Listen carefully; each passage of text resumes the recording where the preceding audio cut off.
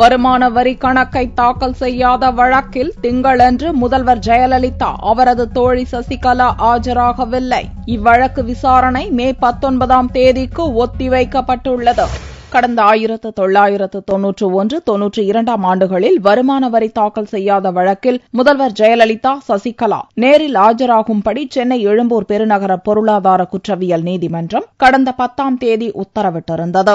ஆனால் திங்களன்று ஜெயலலிதா மற்றும் சசிகலா நேரில் ஆஜராகவில்லை. வழக்கை விசாரித்த நீதிபதி தட்சிணாமூர்த்தி முன் ஆஜரான ஜெயலலிதா தரப்பு வக்கீல், லோக்சபா தேர்தல் முடிவுகள் இன்னும் வெளிவராததால், தேர்தல் விதிமுறைகள் இன்னும் கடைபிடிக்கப்பட்டு வருவதால் கால அவகாசம் கோரி வழக்கை ஒத்திவைக்க வேண்டும் என்று மனு செய்தார். இதைத் தொடர்ந்து வழக்கை மே 19ஆம் தேதி ஒத்திவைப்பதாக தெரிவித்த நீதிபதி தட்சிணாமூர்த்தி, அன்றைய தினம் எந்த தேதியில் ஜெயலலிதா மற்றும் சசிகலா நேரில் ஆஜராக வேண்டும் என்று அறிவிப்பதாக கூறினார்.